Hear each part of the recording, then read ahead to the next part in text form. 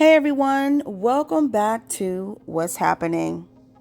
So, this case involving the alleged abduction of Carlee Russell has taken on a whole different life right now. We did get an update this evening that the Hoover police is combing through numerous pieces of evidence in her disappearance after she returned home alive on Saturday night.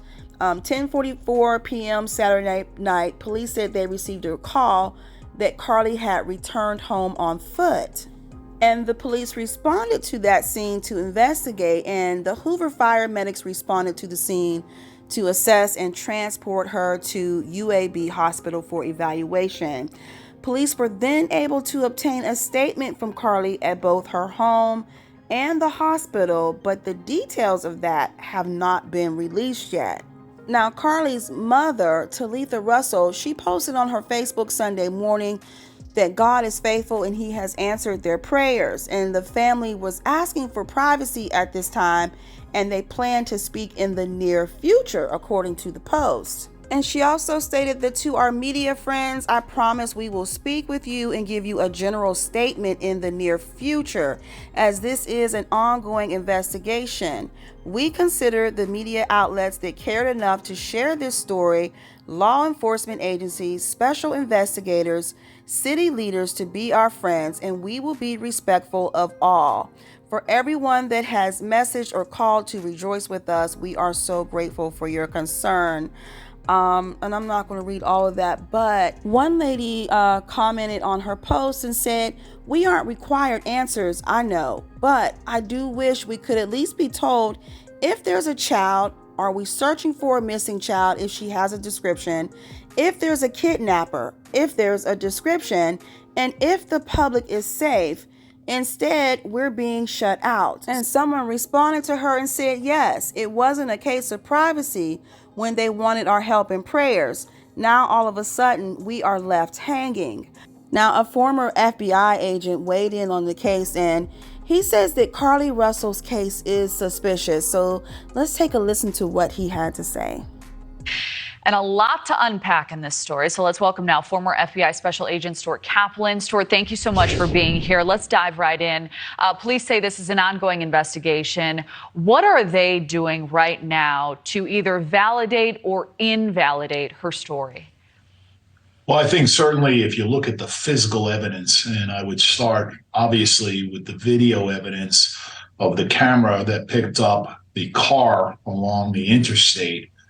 Certainly the camera or the video does not in any way show a toddler near or in any proximity to where she ultimately stopped. In fact, if you watch the video, she actually goes down the highway for a good distance before she finally comes to a stop. The first thing as an investigator, I think anybody could appreciate that if you saw a toddler in the middle of the night out there on an interstate, you would stop your car instantly and get out frantically and try to protect that child. The behavior of seeing the car continue down the highway, number one, is inconsistent with the belief that, in fact, there was a child along the road. Also, I think you would understand and appreciate and anticipate that other motorists would have made the same observations and would have called 911 or would have stopped their vehicles, obviously to render aid to this child in obviously grave danger. So those are the obvious direct evidence that I would have a problem with. I see this case, unfortunately, more as she may have been involved with someone else, and maybe in order to have an alibi for where she was. I think we may see this case unravel in the days to come.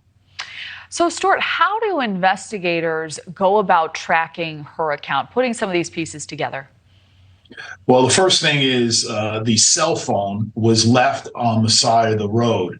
And so, of course, it is my understanding that the phone will not offer any information with respect to after she apparently allegedly was abducted. However, the phone will be of importance to backtrack and see who she was talking to, who she was texting, And most importantly, in fact, we saw the advancement of this technology, the location services that are indicative now in all cell phones, where it can pinpoint with direct accuracy as to where she was at any particular time.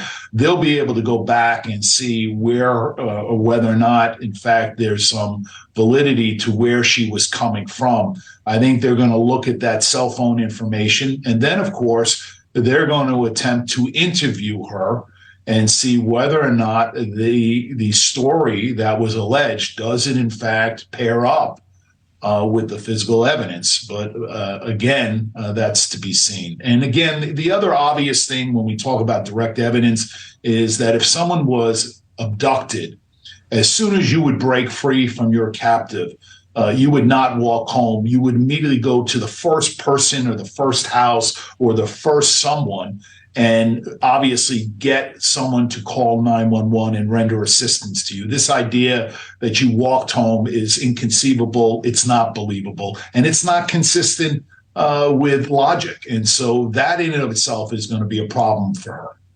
A lot of gaps in the story, a lot law enforcement didn't say. We'll await those details. Stuart Kaplan, thank you for the breakdown. Now, the Hoover police did make a statement on Saturday and basically said, they were glad that she was back home with her family. They were giving them some time, to spend with her to kind of process all of this, and that, they would sit down and talk with her and her parents to get more details. Now, throughout all of this, there have been things floating around on social media, out on Facebook, where someone wrote, here's the update. Now, mind you guys, this is all alleged. Take it with a grain of salt. But someone says she's sticking to the she was abducted. Says she was lured into the woods by some people who live in the woods. Described a person with orange hair, balding on top, and tied her up and drove her around and put her in an 18-wheeler and fed her Cheez-Its for 2 days, and they painted her nails.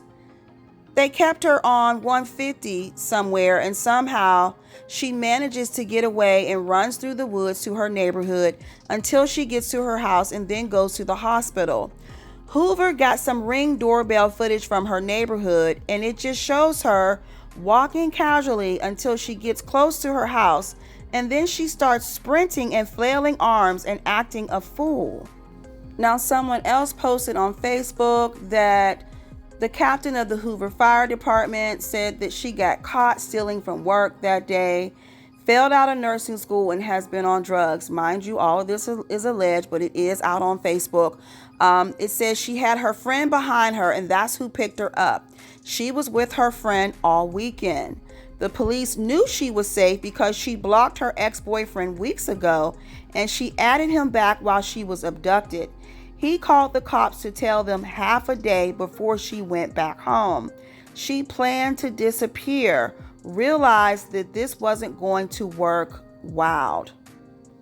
Now, someone else shared these text messages. I'll let you read through this, but there is something very strange about this story. As I'm glad that she, is at home and back with her family, and there's just a lot of question marks with this whole story. The whole call that came in about her being at the Red Roof Inn, and a lot of people are analyzing the whole story and questioning it. They're all saying that it just does not add up. People on Twitter, over on TikTok, people are weighing in with their opinions. There's one TikToker who said, I said what I said, I feel how I feel. Carlee Russell, we need answers. I'm calling you out. Prove me to be wrong, baby. Because we still waiting.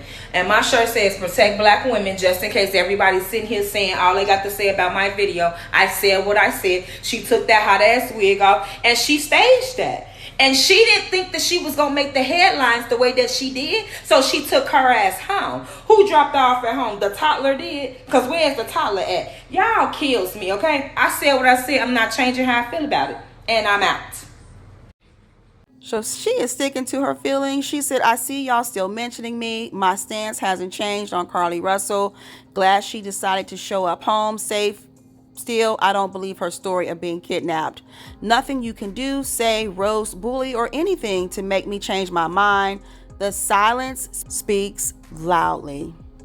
So what are your thoughts on this story? Once again, like I said, we're all glad that she's back home with her parents and, she's safe. But do you think there are some holes in this story? Do you think that it's going to come out that this story was all made up? And what are your thoughts about what the former FBI agent had to say? I thank you guys for watching and listening, and I'll talk to you in the next video. Please give this video a thumbs up and be sure to hit the notification bell so you never miss an update from What's Happening.